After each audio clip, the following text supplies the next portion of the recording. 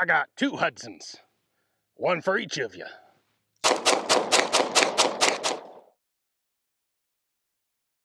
Hey guys, thanks for tuning in to another video on ForgottenWeapons.com. I'm Ian McCullum, and today we're taking a look at the Daniel Defense H9. Now, this has been out for almost a year now, and if you've been living under a rock for like the last 7 years, you might not realize that it is a re-engineering and reintroduction of the Hudson H9. Same H9, just this was Hudson, this is Daniel Defense. Now, the Hudson pistol came out in 2017. It took SHOT Show by storm. A lot of people were very excited and enthusiastic about it, myself included. I think it was a really cool pistol at the time. I still think it's a pretty cool pistol. Unfortunately, the Hudson company and their business went south in a pretty unfortunate way within just about 2 years of them initially releasing the pistol. So if you're interested in the development of the original Hudson H9, I actually have a couple videos that I did back then with the 2 designers, Cy and Lauren Hudson. I'll link to them in the description text below, but we talked to them about, it was really cool, a series of videos on the original development, the 3D printed pre-production guns. We have some of the examples they brought down that we could film. Anyway, really good background. By 2019, however, Hudson was out of business, and they went out of business in a not so great way. They ended up having a lot of guns that people had sent back for repair that were, people were left high and dry without their gun and without recompense for their gun. A lot of people got screwed when Hudson went out of business, and it's very unfortunate. Now, what leads us to the Daniel Defense Hudson is that at that same time, about 2019, as Hudson's going out of business, Daniel Defense as a company is thinking, you know, we're a rifle company, but we would like to expand into a wider market, and we'd like to have a pistol to offer. Golly, look at that. Look at that Hudson. There's a pistol that people are very excited about that seems pretty well regarded, but the company has gone out of business for reasons that don't appear to be directly related to the quality of the gun. Maybe we can just buy that, and presto, we can fix tweak it, fix the issues. We have the cash flow to pick up where Hudson left off, and presto, we can have a pistol right out on the market immediately. Great plan. And they did it. They purchased the whole, it wasn't made public at the time, but they purchased the project from Hudson, essentially all the patents, the intellectual property rights that were involved. And then Daniel Defense's engineers took a closer look under the hood of the H9, and they, oh no, oh no, oh no, oh that's bad. Because as it turns out, according to them, when they took over the project, the Hudson was essentially a pistol with about a 2,000 round lifespan. There were a number, well, we know from that period that a lot of people had parts breakage problems with Hudsons. That's why a bunch of the guns had been sent back. That's why the Hudson company had a lot of overhead from dealing with returns and repairs and warranty claims. And then, of course, they announced an aluminum frame version before they were actually ready to supply it. People stopped buying steel. That compounded their cash flow problems. The company went out of business. Anyway, they had apparently introduced the pistol onto the market. They'd released it before it was really fully developed, with this idea of, yeah, we know it'll typically break by about 2,000 rounds, but you know, how many people are really going to put 2,000 rounds through it? And that's maybe an acceptable policy for some specific market segments. If you're high point, I don't know what the lifespan of a high point pistol is, but I bet most high point owners don't expect to be able to put 2,000 rounds through the gun without just buying a new one. But the gun's like 129 bucks, so who cares? The Hudson was a $1,200 pistol. That was a problem. Now, the specific issues with the Hudson were focused on a couple of specific parts. The extractors broke, the slide stops tended to break, the slide velocity on the Hudson was higher than most, which led to issues when it slammed into the slide stop, eventually causing breakage. According to the Daniel Defense engineers I spoke to, the recoil spring in the original Hudson H9 was actually being pushed beyond its yield strength with every shot, and it would very quickly, in terms of pistol firing, lose strength, and then of course your slide starts to move faster and faster, which exaggerates the problems you have with all of the parts breakage based on slide velocity, and you get a cascading series of failures, and it's a real problem. So that's something that when Daniel Defense looked at this gun, they're like, oh, okay, so we have to fix those issues. On top of it, the original Hudsons were not drop safe. When Daniel Defense went through the designs and did some actual tolerance stacking engineering work, they found that something like 75% of Hudsons turned out weren't drop safe.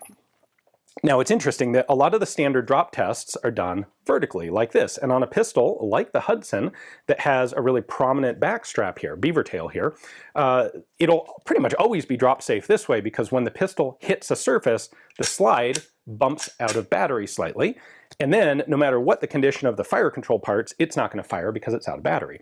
The problem comes when, kind of like a P320, you tilt it a little bit more like this and hit it on the slide.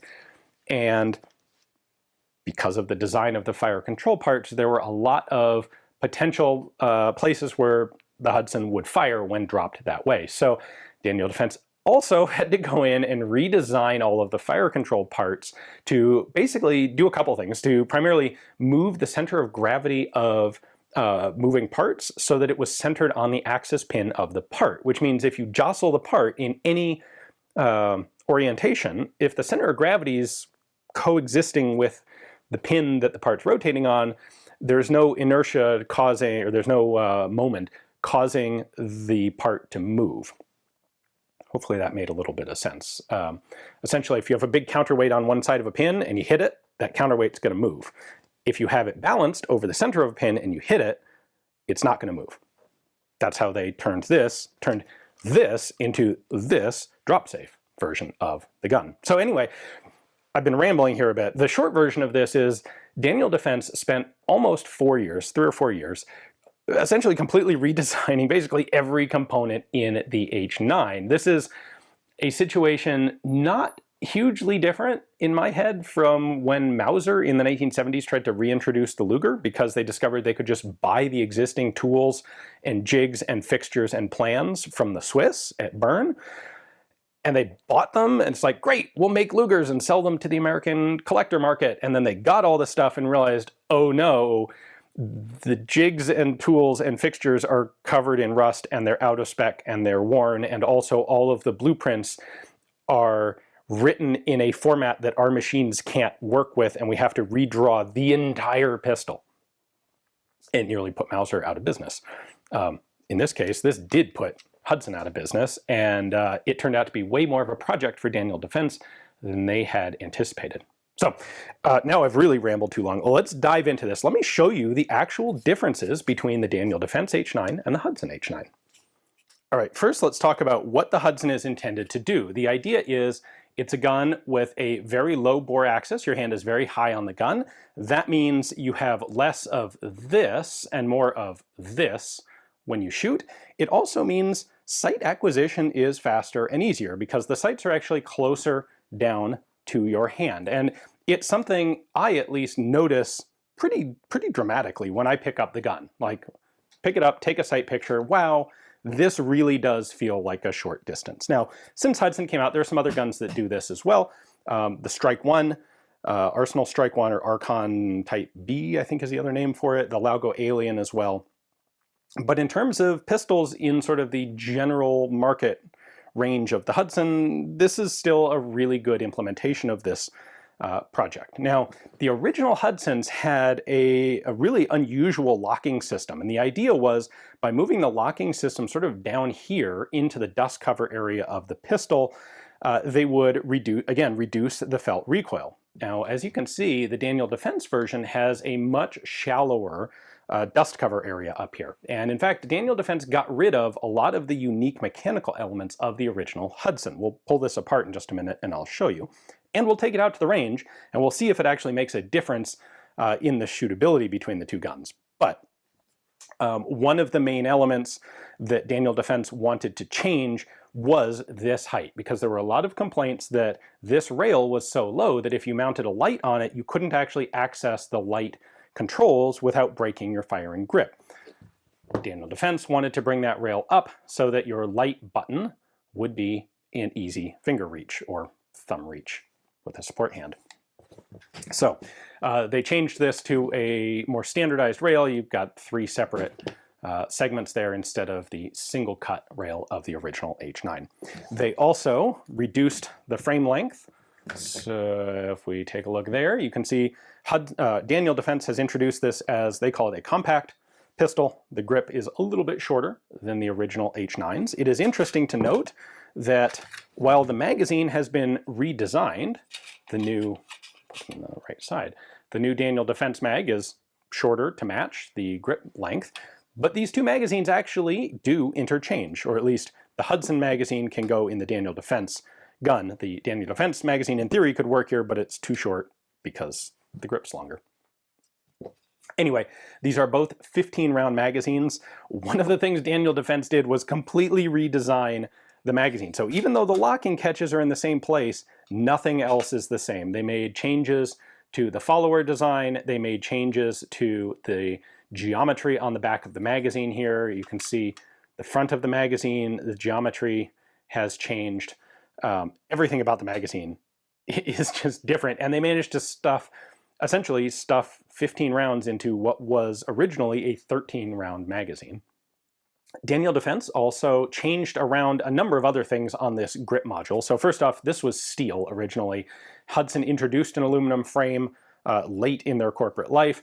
Daniel Defense went straight in on the aluminum frame. I think it makes a lot of sense. It lightens the gun a fair bit, and we'll see if it impacts the shooting. But they also added some basically protective barricade, some rails around the slide release, slide stop / slide release. And the reason for this is that with this very high grip that you can get on the Hudson, on the originals, there were a fair number of people who would shoot a thumbs high grip like this, and they would unintentionally activate the slide lock while they were shooting. So you'd be partway through a mag and the slide would lock open. And you're like, what's going on? Have to drop the slide to keep shooting. And it was because there was nothing protecting the slide stop here from being bumped into the onward position. On the Daniel Defense version, you can see they've added a bit of a rail on both sides to sort of protect the slide stop and prevent that. They also substantially simplified the disassembly. The disassembly on the Hudson was always a little bit weird. You have this thing here and you have to push it in, but on a lot of guns it's really tight, and so you push it in like that and you're like, is that what's going on with it at that point? No, you actually have to push it really far in. There we go, till it snaps. Then you can rotate it down, and then you can pull the slide off the gun. Daniel Defense changed that up for really a Glock sort of style system. So you do have to pull the trigger to disassemble it, drop the striker, and then pull the slide back just a little bit, grab these two tabs, pull them down, and then the slide comes off the front. It's a lot more intuitive, and it's a much better system. And just like that, now I've disassembled the two guns and we can start looking at the internals. Notice anything different here? The Daniel Defense has a fairly traditional style recoil spring sitting up here underneath the barrel. The Hudson doesn't, and that's because on the Hudson, the recoil spring was fitted into the frame down much lower. And that's why the Hudson also has a much longer sort of tooth on the front of the slide. That was to reach all the way down to interact with the recoil spring here. So on the Daniel Defense gun, I can just pop this out. It is a self-contained recoil spring, and in order to maintain the low bore axis here, they had to come up with some way to mount this, and there's not a lot of space in the slide to do it. So it's got this little tab that sits on there to hold the recoil spring in place. So this is a very traditional style Browning tilting barrel design. We have our unlocking cam right here. That is going to interact with a lug right here. And when the gun cycles, it's going to come back and then drop down right there to unlock. Now, on the original Hudson, those unlocking cams were moved forward and down, and the unlocking surface in the gun was also moved forward. So it's up here instead of back there, and the barrel sits like that. So you can see that hook right there. The barrel is going to sit here. When the gun cycles, it's going to come back and then get pulled down right there. So this sets up sort of a two birds with one stone situation for Daniel Defense. They want to get rid of this excessively tall dust cover, and they want to simplify some of the weird machining on the barrel. And they're able to do it by making the barrel a much more traditional sort of design. So they're kind of getting rid of some of the alleged special sauce of the Hudson by moving the locking cams to a more traditional position. But it makes the gun less expensive to produce, and it makes this smaller and allows it more easily to fit lights and lasers. Since we're on the subject of barrels here, when the Daniel Defense H9 was initially released, they very quickly discovered that they had some trouble with keyholing. And it was with specific types of ammunition, and it was a fairly small number of guns, but it was a well-popularized issue. It was something that definitely needed to be fixed. And ultimately, it turns out that the problem was with specifically plated bullets with a really aggressive ogive, which is to say bullets that have a minimum amount of actual surface contact with the barrel. The original Daniel Defense barrels were polygonal rifling instead of traditional cut rifling. The idea there was, what's the best precision, tightest tolerance, the barrel that won't allow any gas blow by? Well, that would be a polygonally rifled barrel. So hey, we're an upstanding high-end company, we're going to go ahead and make polygonally rifled barrels. And then they discovered that there are some brands of ammo, particularly ones that were cheap and readily available when the gun came out, that will keyhole with a polygonally rifled barrel. And it's not only Daniel Defense guns that it happens to, but it was something obviously that they had to fix. So they went back, they redesigned the barrel. They are now using just traditional cut rifling barrels. You can see the rifling in there. A little dirty because I've already been doing some shooting with this one. At the same time, they also redesigned the recoil spring just to make it better. So they went from a single coil spring to a double coil spring, again, to deal with the relatively high slide velocities of the H9 pistol in general. Spent some time getting some very specific choices on materials for these two recoil springs to ensure that they don't lose their strength in too short of a lifespan. So if you don't have this double recoil spring and you have an Daniel Defense H9, definitely contact them. They'll get you a replacement barrel, and they'll get you the double recoil spring, which is a much better piece for it. Really reduces slide velocity, makes the gun more reliable and more durable and more pleasant shooting. All right, so if we look at the frames here, of course, everything up in this area has changed. This is the original Hudson, this is the Daniel Defense. Because they moved to locking cams, the barrel design's a little different. This is all totally distinct between the two guns. For the fire control parts back here, Daniel Defense left the basic design intact, the same trigger sort of action. You can see it's a straight pull trigger right there. There is a trigger safety in it. This pivots from the bottom, which a lot of people find weird. I frankly don't notice it when I'm shooting, and I like the fact that it's a straight pull trigger like a 1911 instead of a pivoting trigger. The actual fire control parts are not interchangeable because, well, you can't really see it from the outside here. All of these parts had substantial from an engineering perspective, changes made to them to increase the drop, to make the gun drop safe and to improve long-term durability. All right, looking at the slides, the obvious difference here is that Daniel Defense has made these essentially optics-ready guns. So it comes with a cover plate. You can take that cover plate off, and Daniel Defense has mounting adapters for, I think they have 4 different mounting adapters that'll cover basically any red dot sight out there. The original Hudsons did not have any accommodation for red dots. They were just slightly too early for that trend to be an obvious thing.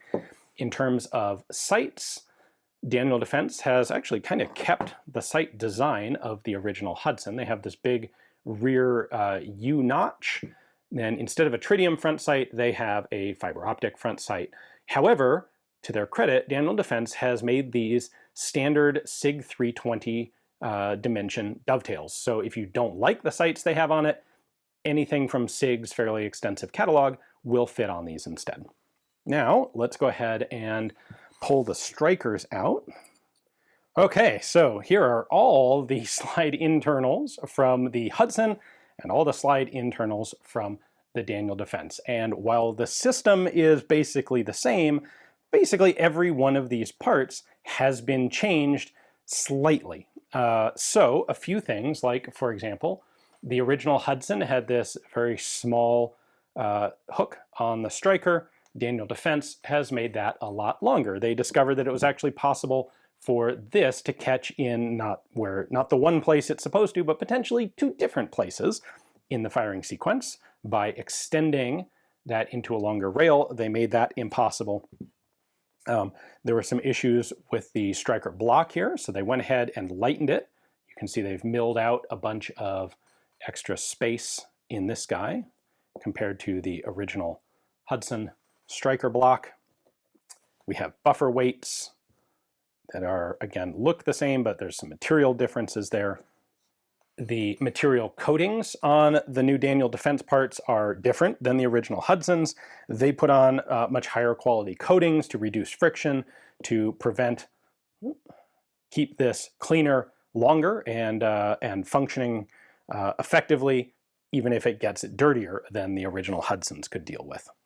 One more big obvious difference from the outside is the extractors, and they're different both on the outside and on the inside. So the original Hudson was a pretty short extractor, but it had this long hook on it, which I think in theory, there we go, in theory was intended to provide more surface area on the case and be more reliable, but in reality, this potentially led to problems if you had to hit the slide forward to clear a malfunction, and the bottom tab there was a bit fragile and it would tend to break.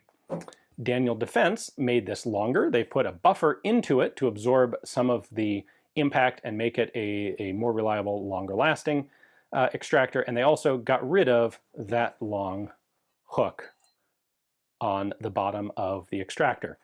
Just as an example of some of the other small things that make a difference, on the original Hudson pistols, the hole for the striker right there was just a plain hole, which seems fine, except you occasionally get a little bit of primer flow into that hole. And if it's got a sharp edge on it, you'll get little bits of primer shaved off that end up inside the striker channel and eventually can cause malfunctions. So Daniel Defense went and put just a slight chamfer on that hole, which eliminates the shaving of little teeny bits of primer getting into the striker channel. So this is why they spent 3 or 4 years redesigning every aspect of this pistol. It's because they discovered when they looked under the hood here that this gun was not actually out of beta testing, and they wanted to have an actual complete reliable product before they sent it out to their customers. So basically every single component in there is now different. All right, now that you've seen what this actually is on the inside, let's go ahead and take it to the range, see how it shoots, and while we're there, compare it to the original Hudson H9. 15 round mags.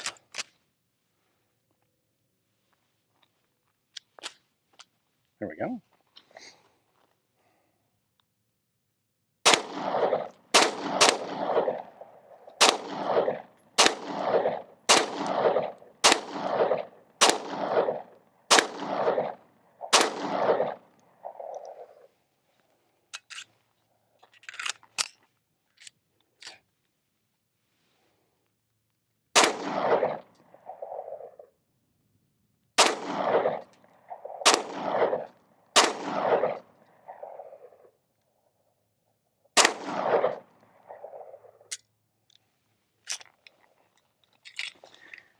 Still a few little hiccups in the functionality. Slide release not always, or slide stop not always locking open on an empty mag. Honestly, I really like the handling and the feel of the pistol. It is a very narrow, compact pistol, both in the grip and in the slide. And the thing that the Hudson design originally did quite well was dropping the bore axis down. And this does it. Like, you have a very high grip on the gun. It feels very comfortable. I'm not going to see a huge amount of, reduction in muzzle flip just because I've got a couple magazines through it at this point. But with practice, it is absolutely a feature. Apparently kind of like it not quite wanting to load the first round. But yeah, It's not an alien, but you get the same sort of feel of, oh wow, this is the back of my hand here, the web of my hand is really high up close to the barrel on this thing.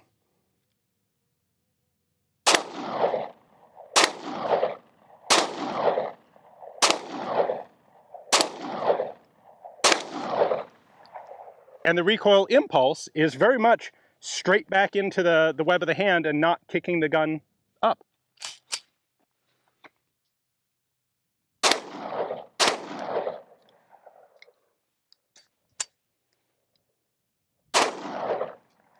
Okay, there are only a few in there. Now, the original Hudson 9.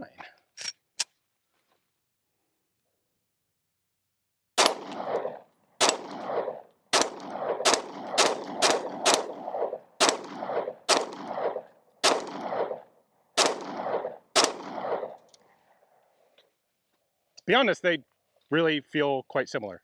Not a lot of difference between these two. I'd say the difference is that one ejects right into my face, and the Daniel does not. Womp, womp, womp. The life of the camera guy. Sorry, Jordan.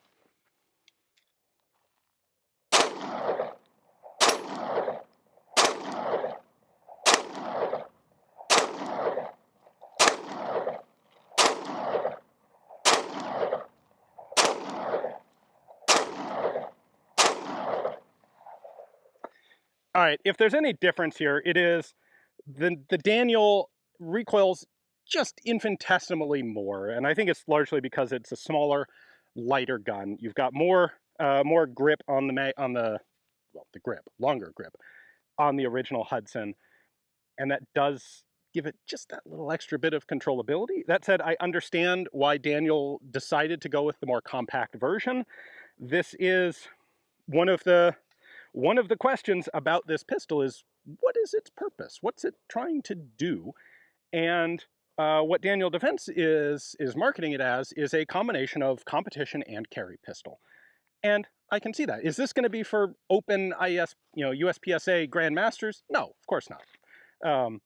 Is this going to be for guys who need to carry the tiniest micro compact ever? No, of course not. But for someone who wants to do some fun competition, they're not out there trying to win trophies, but they want to have a good time and they want to be able to practice with a carry gun, and they want a carry gun that is of a reasonable size and especially thickness to be concealable.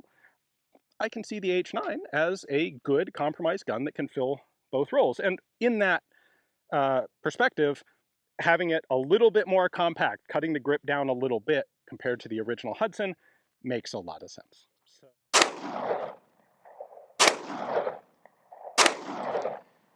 And as long as the camera is focused here and not down there, I have no trouble hitting a little 3-inch circle at 15 yards. Now it's not going to work, right? Come on, let's do this. and it's out of ammo. Yeah, and it didn't lock open. So I counted that and knew it was going to happen. All right, come on. Well, I got one round in here. Grand finale. It did cycle it. Can I reset the head? Nope. Oh well. Hopefully you guys enjoyed the video. Thank you to Daniel Defense for sending me one of their new H9 pistols to do some filming with. Hopefully you guys enjoyed it. Thanks for watching.